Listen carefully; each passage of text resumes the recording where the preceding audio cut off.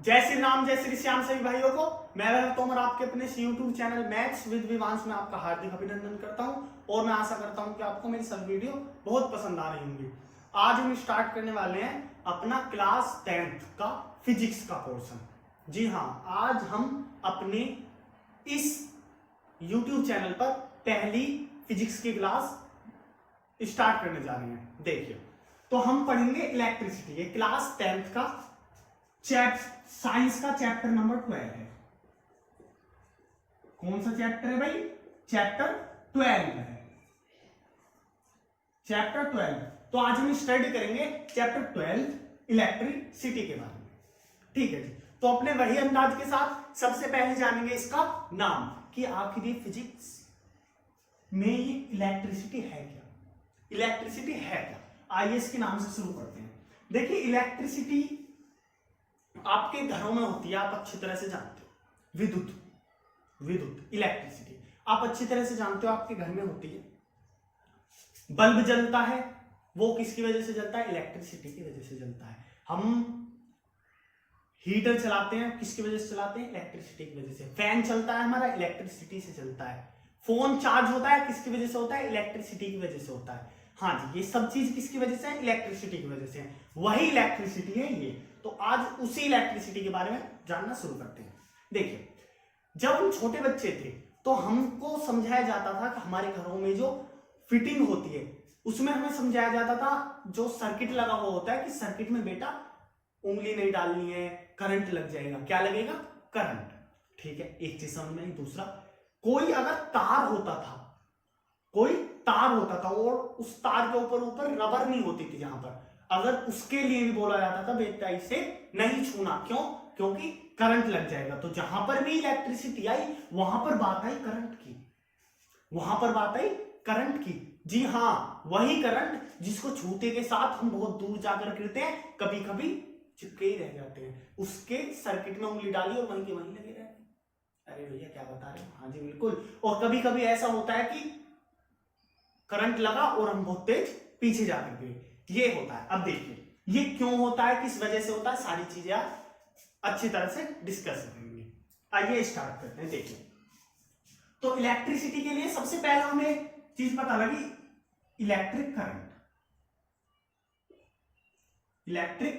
Current मालूम पड़ा। तो आइए सबसे पहले इलेक्ट्रिक करंट के बारे में जानना शुरू करते हैं। आखिर इलेक्ट्रिक करंट है क्या? देखिए, आइए स्टार्ट करते हैं इलेक्ट्रिक करंट। देखिए, अगर हम इलेक्ट्रिक करंट के बारे में जाने कि इलेक्ट्रिक करंट कैसे बनता है, आखिर है क्या, तो इलेक्ट्रिक करंट कुछ भी नहीं है, ये है फ्लो इसका, चार्ज का। ये चार्ज का फ्लो है। अब भैया आपने बता तो दिया ये चार्ज का फ्लो है। अब ये चार्ज क्या है? अब देखिए, चार्ज के बारे में जानना शुरू करते हैं। आप जब क्लास 9th में पढ़ा होगा आपने, तो आपने क्लास 9th में पढ़ा होगा इलेक्ट्रॉन्स के बारे में, प्रोटॉन्स के बारे में, न्यूट्रॉन्स के बारे में, मतलब एटम के बारे में। इलेक्ट्रॉन कैसा चार्ज कैरी करता था? नेगेटिव चार्ज कैरी करता था, इसीलिए हम इसको कैसे लिखते थे? ई नेगेटिव। प्रोटॉन कैसा चार्ज करता था कैरी? पॉजिटिव चार्ज करता था। और वहीं पर न्यूट्रॉन कैसा चार्ज कैरी करता था? न्यूट्रॉन न्यूट्रल रहता था। कैसा रहता था? न्यूट्रल रहता था। हमने अच्छी तरह से इतना क्लास 9th में पढ़ा कि इलेक्ट्रॉन नेगेटिव चार्ज कैरी करता था, प्रोटॉन पॉजिटिव चार्ज कैरी करता था और न्यूट्रॉन न्यूट्रल रहता था। जिस वजह से, और हमें इतना भी पता है कि इलेक्ट्रॉन और प्रोटॉन एटम के अंदर इक्वल होते हैं, जिस वजह से एटम स्टेबल होता है। हाँ जी, इतना हमने अच्छी तरह से पढ़ा। अब देखिए, क्या है ये? इलेक्ट्रॉन है। अब एटम में मूव क्या चीज करती थी? एटम के अंदर मूव क्या चीज करती थी? एटम के ऑर्बिट्स में घूमती क्या चीज थी? एटम के न्यूक्लियस के चारों ओर घूमता क्या था? इलेक्ट्रॉन घूमता था। क्या घूमता था? इलेक्ट्रॉन घूमता था। और चार्ज इलेक्ट्रॉन के ऊपर होता है। हाँ जी बिल्कुल होता है। वही चार्ज जब फ्लो होता है तो क्या कहलाता है? इलेक्ट्रिक करंट बन जाता है। वही चार्ज जब फ्लो होता है तो इलेक्ट्रिक करंट बन जाता है। अब देखिए, अब ये चार्ज के बारे में हम जानना शुरू कर रहे हैं, चार्ज के बारे में जानने की कोशिश कर रहे हैं। अब देखिए चार्ज क्या है? देखिए चार्ज है जब कभी भी इलेक्ट्रॉन फ्लो करे।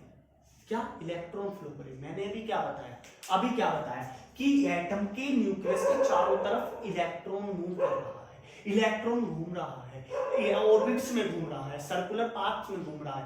तो हमें इससे एक बात समझ में आई, क्या? एक छोटी सी बात समझ में आई कि भाई हमारा इलेक्ट्रॉन मूव कर रहा है तो चार्ज फ्लो हो रहा है, चार्ज फ्लो हो रहा है तो इलेक्ट्रिक करंट हो रहा है। मतलब अगर इलेक्ट्रॉन फ्लो करे तो वो कहलाता है चार्ज। क्या कहलाता है? चार्ज। तो flow of electron is charge, flow of electron is charge and the flow of charge is flow of electron is charge, flow of charge is current. अब देखिए जब करंट की मेजरमेंट की बात आती है कि करंट को नापे कैसे, करंट की मेजर की बात आती है। देखिए करंट की जब मेजर की बात आती है, इसको मापना कैसे है? तो करंट होता है, ये चार्ज होता है, हाँ जी होता है चार्ज। अब भैया इलेक्ट्रॉन फ्लो हो रहा है, चार्ज फ्लो हो रहा है, तो चार्ज फ्लो हो रहा है, करंट तो चार्ज और करंट सेम हो गए? नहीं जी, पूरी बात जान लीजिए पहले। इलेक्ट्रिक करंट फ्लो चार्ज होता है, केवल फ्लो नहीं होता चार्ज का। इलेक्ट्रिक करंट होता है चार्ज जो फ्लो हो रहा है ना, किस रेट से हो रहा है, किस रेट से हो रहा है, वही होता है इलेक्ट्रिक करंट। कि फ्लो जो हो रहा है चार्ज किस रेट से हो रहा है। तो जब हम इसका मेजर करते हैं तो कैसे करते हैं? Rate of flow of charge is known as electric current. The rate of flowing charge is known as electric current. तो जब कभी भी रेट की बात आते हैं हमें अच्छी तरह से पता है, टाइम आ जाता है। अब इलेक्ट्रिक करंट को हम आई से डिनोट करते हैं, इलेक्ट्रिक करंट को हम आई से डिनोट करते हैं। चार्ज को हम, इस चार्ज को हम क्यू से डिनोट करते हैं, इस चार्ज को हम क्यू से डिनोट करते हैं। अब आइए, तो इलेक्ट्रिक करंट क्या हुआ? इलेक्ट्रिक करंट हुआ क्या? इलेक्ट्रिक करंट हुआ न्यूमेरिकली चार्ज। अब चार्ज का रेट, तो रेट की बात आई तो हमेशा टाइम, तो I is equals to Q upon T, ये हमें फॉर्मूला मिला। हाँ जी, electric current is equals to charge upon time. तो current equals to charge upon time. हाँ जी, चार्ज अपॉन टाइम, इतना हमें पता लगा। अब देखिए मैं साइड का मिटा देता हूं इसको, थोड़ा सा और जानने की कोशिश करते हैं। देखिए जब हम चार्ज की यूनिट की बात करते हैं तो आपको अच्छी तरह से पता होगा कूलाम है, ये हमने 9th क्लास में भी जाना हुआ है। क्या है? कूलाम है। कैसे पता है हमको? इलेक्ट्रॉन के ऊपर कितना चार्ज होता है, बताइए भाई कितना चार्ज होता है इलेक्ट्रॉन के ऊपर? 1 2 3 टाइम ओवर, कितना चार्ज? 1.6 into 10⁻⁻19 coulomb, 19 coulomb. यही तो लिखते थे, इलेक्ट्रॉन के ऊपर चार्ज होता है इतना, ये माइनस में चार्ज होता है इलेक्ट्रॉन के ऊपर। हाँ जी, हम इतना जानते थे। अब देखिए प्रोटॉन के ऊपर भी इतना ही होता है लेकिन पॉजिटिव चार्ज होता है, ठीक है।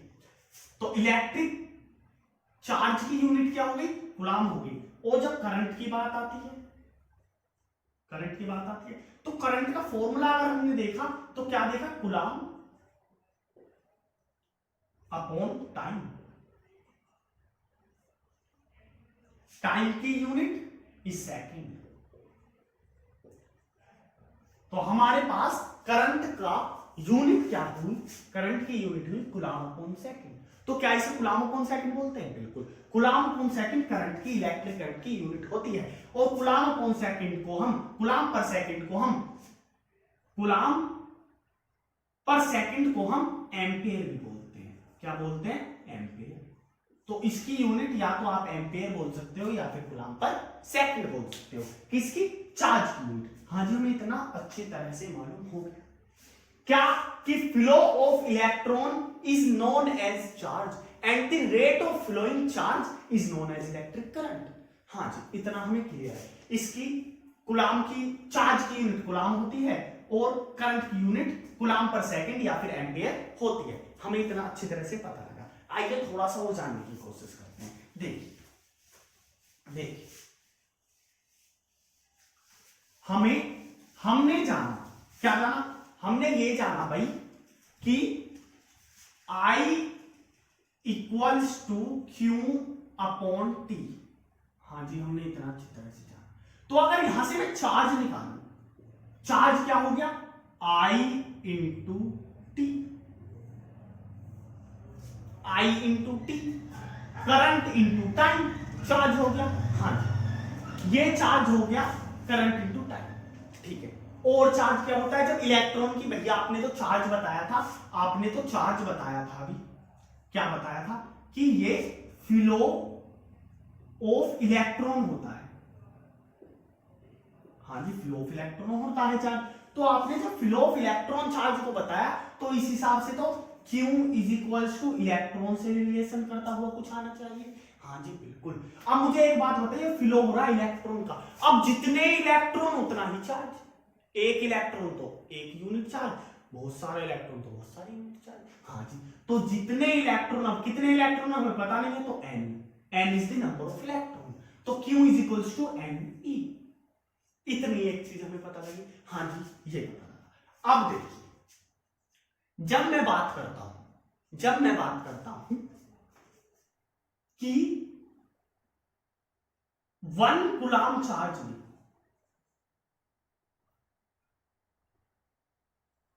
1 कूलाम चार्ज में कितने इलेक्ट्रॉन होते हैं? 1 कूलाम चार्ज में कितने इलेक्ट्रॉन होते हैं? अब आप मुझे एक बात बताइए, अब 1 कूलाम चार्ज है, अब हमें नंबर ऑफ इलेक्ट्रॉन पता नहीं है, लेकिन इलेक्ट्रॉन के ऊपर चार्ज तो पता है कितना है। हाँ जी, तो क्या है? 1.6 इंटू 10⁻⁻19 कूलाम। हाँ जी, इतना हमें क्लियर है। अब ये 1 कूलाम है, 1.6 इंटू 10⁻19 कूलाम है। अब देखिए, तो n equals to 1 upon 1.6 into 10⁻⁻19। हाँ जी, और जब आप इसको डिवाइड करोगे तो आपके पास निकल कर आएगा 6.25 इंटू 10⁻20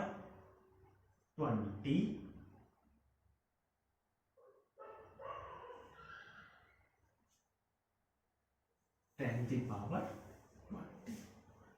क्या आया कि 6.25 इंटू 10⁻20। तो एक कूलाम चार्ज में कितने नंबर ऑफ इलेक्ट्रॉन होते हैं? 6.25 इंटू 10⁻20। एक कूलाम चार्ज में इतने इलेक्ट्रॉन होते हैं, मतलब जब इतने इलेक्ट्रॉन फ्लो करते हैं तब 1 कूलाम चार्ज जाकर बनता है। यहां तक कोई परेशानी नहीं थी। अब यदि मैं इसकी बात करूं, 1 एम्पियर की बात करूं, 1 एम्पियर की बात करूं, तो मुझे क्या पता लगा? जब मैं 1 एम्पियर की बात करता हूं, मुझे क्या पता लगता है? 1 एम्पियर कब होगा? जब 1 कूलाम चार्ज होगा और वो 1 सेकंड में फ्लो होगा। जो 1 कूलाम चार्ज 1 सेकंड में फ्लो होगा, तो जब जाकर 1 एम्पियर बनेगा। हाँ जी, तो जब अगर मैं बोलने लगूं कि 1 एम्पियर की डेफिनेशन बताओ, तो आप क्या बोलोगे? When 1 coulomb charge is flowing, when 1 coulomb charge is flow in 1 second, this is known as 1 ampere। यहां तक कोई परेशानी नहीं जी। और यहीं पर मैं अगर इसे उल्टा कर दूं, मैं बोलने लग जाऊं कि 1 कूलाम क्या होता है, 1 कूलाम क्या होता है, तो आप बोलोगे 1 एम्पियर इंटू 1 सेकेंड। तो 1 एम्पियर को क्या बोला आपने? 1 एम्पियर को आपने बोला कि when 1 coulomb charge flow per second, when 1 coulomb charge flow per second is known as 1 ampere and when 1 ampere current is flowing in 1 second is known as 1 coulomb charge। यहां तक कोई परेशानी नहीं जी, यहां तक हम अच्छी तरह से समझ चुके हैं। अब आप मुझे एक बात बताइए, हमने ये चार्ज करंट ये सब चीज जान ली, अब करंट लगता किसमें है? करंट जब हमसे मना तो करा जाता था कि सर्किट में उंगली मत डालिए, तो सर्किट की वजह से तो करंट लग रहा है। हाँ जी, तो आइए समझते हैं सबसे पहले ये सर्किट। आखिर ये सर्किट क्या बना है? ये इलेक्ट्रिक सर्किट क्या बना है? इलेक्ट्रिक सर्किट क्या बना है? अब आप मुझे एक बात बताइए, इलेक्ट्रिक सर्किट बंद होता था ना? बिल्कुल, हाँ जी बिल्कुल बंद होता था इलेक्ट्रिक सर्किट, और उसमें क्या फ्लो होता था? इलेक्ट्रिक करंट फ्लो होता था। बिल्कुल एक बंद था, ऐसा रास्ता था तारों का बना हुआ, ऐसा रास्ता था तारों से बना हुआ कि उसके अंदर इलेक्ट्रिक करंट फ्लो होता था, और वो बिल्कुल बंद रास्ता था। अब मुझे आप एक बात बताइए, यदि मैं एक तार और उसको एक तार लिया, मैंने ले लिया, यहां से इसको एक बैटरी, ये मैंने एक बैटरी ली, इसके एक टर्मिनल से इस तार को जोड़ दिया, एक टर्मिनल से इस तार को जोड़ दिया। बैटरी के दो टर्मिनल होते हैं ना, एक पॉजिटिव एक नेगेटिव, मैंने एक टर्मिनल से जोड़ दिया, डजंट मैटर इट्स पॉजिटिव और नेगेटिव। ठीक है, अभी के लिए ये मान के चलो कि हमें पता नहीं है नेगेटिव या पॉजिटिव, आगे जाके हम सीखेंगे कि नेगेटिव से कनेक्ट करना है, पॉजिटिव से कनेक्ट करना है, क्या है। देखो अब हमने नेगेटिव डजंट मैटर, नेगेटिव या पॉजिटिव हमें भी नहीं पता, तो हमने ये कनेक्ट कर दिया और आगे एक बल्ब लगा दिया, आगे बल्ब लगा दिया। देखिए तार कनेक्ट कर, आगे एक बल्ब लगा दिया, तो क्या ये बल्ब ग्रो करेगा? क्या ये बल्ब ग्रो करेगा? हाँ या ना? क्या ये बल्ब ग्रो करेगा? क्या ये बल्ब ग्रो करेगा? ग्लो करेगा? क्या ये बल्ब ग्लो करेगा? आप बोलोगे भैया बिल्कुल भी नहीं करेगा। क्यों नहीं करेगा? आपको एक और तार लगाना होगा और वो यहां कर लगाना होगा, तब जाकर ग्लो करेगा। तो ग्लो करेगा, सॉरी फ्लो नहीं, ग्लो करेगा। तो आपको इससे ये बात पता लगी कि भैया जब ये यहां से गया, ऐसे गया, जला बल्ब और ये वापस आया, तो ये क्लोज पाथ हो गई, एक क्लोज पाथ हो गई। बिल्कुल यही सर्किट है। सर्किट भी क्या है? सर्किट भी क्या है? अगर मैं इस डायग्राम को साफ तरीके से बनाऊं तो कैसे पता लगा हमें कि मैंने एक बैटरी ली। बैटरी का सिंबल होता है ये, बैटरी का सिंबल होता है ये, जब हम किसी इलेक्ट्रिक सर्किट में लगाते हैं ये सिंबल, ये नेगेटिव टर्मिनल, ये पॉजिटिव टर्मिनल। जब मैंने कोई बैटरी कोई बल्ब, इस बैटरी में कोई बल्ब ऐड करा, कोई बल्ब ऐड करा, मैंने बैटरी ली, इसमें कोई बल्ब ऐड करा। अब करंट हमेशा पॉजिटिव टर्मिनल से जाता है, इस बात को ध्यान रखना। इसके बारे में हम डीपली पढ़ेंगे आगे। अभी फिलहाल इतना जानो कि करंट पॉजिटिव टर्मिनल से चलना स्टार्ट होता है, पॉजिटिव टर्मिनल से चलना स्टार्ट होता है। आई यहां से गया, यहां आया और यहां वापस आके दोबारा गया और ये बल्ब ग्लो करने लग गया। तो हमें इतना पता लगा है क्लोज पाथ है। तो इलेक्ट्रिक सर्किट क्या है? क्लोज्ड पाथ है, क्लोज्ड पाथ है, जिसमें इलेक्ट्रिक करंट फ्लो करता है। तो एक ऐसी क्लोज पाथ है जिसमें इलेक्ट्रिक करंट फ्लो करता है, बस कुछ भी नहीं, यही है इलेक्ट्रिक सर्किट, यही है इलेक्ट्रिक सर्किट। ठीक है, अब देखिए एक चीज हमारे घरों में होती है कि बिजली आ रही है, वे कितने वोल्टेज है, कितने वोल्टेज आएंगे, उसके जानने के लिए, उसके बारे में जानने की कोशिश करते हैं। देखिए एक पॉइंट से, इस वाले पॉइंट से, ये कोई सर्किट है, इस सॉरी देखिए ये कोई सर्किट है, इसके इस वाले पॉइंट से और इस वाले पॉइंट तक, ये पॉइंट ए लेट किया मैंने, ये पॉइंट बी लेट किया, इस वाले पॉइंट से इस वाले पॉइंट तक चार्ज फ्लो हो रहा है। हाँ जी हो रहा है, चार्ज फ्लो हो रहा है। यहां से लेकर यहां तक करंट फ्लो हो रहा है तो चार्ज फ्लो हो रहा है। हाँ जी, यहां से यहां तक करंट फ्लो हो रहा है तो चार्ज फ्लो हो रहा है। अब जब ए से लेकर बी तक चार्ज फ्लो हुआ तो चार्ज ने अपनी पोजीशन चेंज करनी शुरू करी। चार्ज ने कोई डिस्टेंस कवर करनी शुरू करी, और जब चार्ज डिस्टेंस कवर करेगा मतलब कोई ना कोई वर्क कर रहा है, चार्ज कोई ना कोई वर्क कर रहा है।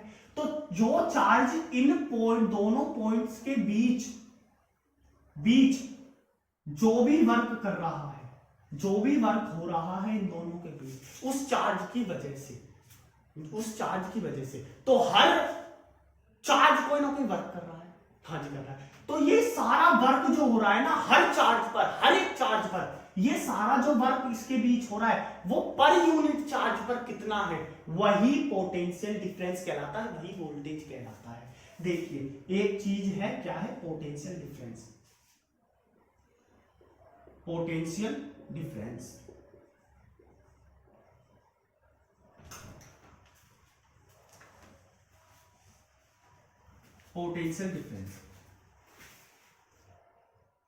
क्या है पोटेंशियल डिफरेंस? कि जो हमारा चार्ज है वो जो भी वर्क कर रहा है पर यूनिट चार्ज पर कितना हो रहा है। ये जो चार्ज सारे के सारे वर्क कर रहे हैं, ये इलेक्ट्रिक करंट जो वर्क कर रहा है, इसमें सारे सर्किट में जो वर्क हो रहा है वो पर यूनिट चार्ज पर कितना हो रहा है वो। अब देखिए तो ये क्या है, work done per unit charge in 1.2 n तो एक पॉइंट से दूसरे पॉइंट तक कितना वर्क डन हो रहा है पर यूनिट चार्ज पर। ये जो वर्क डन हो रहा है ना पर यूनिट चार्ज पर, वही कहलाता है हमारा पोटेंशियल डिफरेंस। पोटेंशियल डिफरेंस को V से डिनोट किया जाता है, और वो किसके इक्वल हो गया, W/Q के। ठीक है जी। अगर मैं इसकी यूनिट की बात करता हूं, तो वो होती है वोल्ट। इसकी यूनिट की बात करता हूं तो वो होती है वोल्ट। क्या होती है भाई, वोल्ट होती है। और जब हम इसका सारे का वोल्टेज का मेजरमेंट करते हैं, तो वो मेजर करते हैं, जो हमारा ये वोल्ट है ये मेजर होता है एक डिवाइस से, जिस डिवाइस का नाम होता है वोल्टमीटर।